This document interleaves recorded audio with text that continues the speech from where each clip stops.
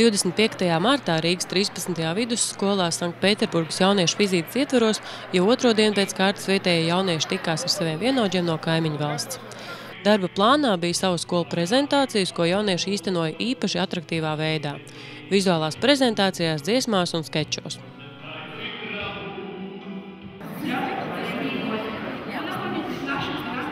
Mēs parādījām mūsu skolu no labākām pusēm, un es domāju, ka viņiem visiem tas patika, un, manuprāt, mūsu skola ir vislabākā no Rīgas skolām.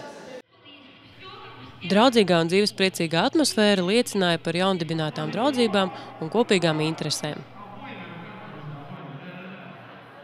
Jaunieši iepazinās tikai vakar, bet jau dienas beigās rīdzinieki atnāca pie Sanktpēterburgas vienaudžiem uz viesnīcu un kopīgi devās pastaigāties pa Rīgu un pasēdēt kafejnīcās.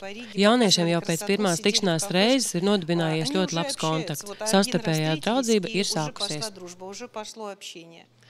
Paši jaunieši norāda, ka turpmākā sadraudzība un savstarpējo kontaktu uzturēšana visdrīzāk vairāk gan notiks tieši personiskā saziņā. Es uzskatu, šīs sadarbības iespējas varētu būt visnotaļ iespējamas, jo jaunieši savā starpā ļoti sadraudzējušies, un, manuprāt, tas ir liels iemesls, lai viņu sadarbību turpinātu. Pastāv taču internets. Varam savā starpā sarakstīties. Ja es braukšu uz Rīgu, varam sazvanīties un satikties.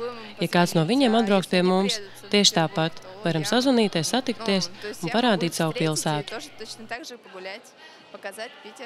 Piemiņai jaunieši izveidoja arī kopīgu plakātu no dažādām sīkām lietiņām, ko paši bija saziedojuši šī darba tapšanai. Tā ir Rīgas jauniešu dāvana Pēterburgas jauniešiem, kas atbrauc ciemos, un attēlots. Tur ir visas lietas, ko viņi salika, kuras viņiem nebija žēl mums iedot, un tad mēs viņus salikām uz plakātu kopā. Un tā doma bija veidot visu papli, tāpēc, ka arī pasaule kustās papli, un pasaulē centrā arī kaut kas ir, un mums arī centrā ir banāns.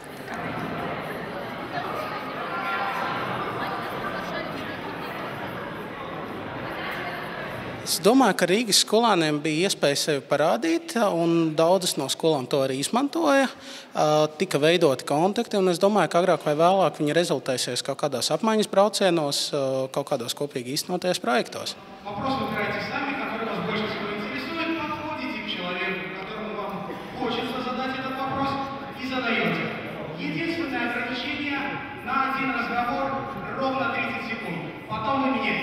Lita Grafa, Dainis Jūraga, speciāli portālam e-skola.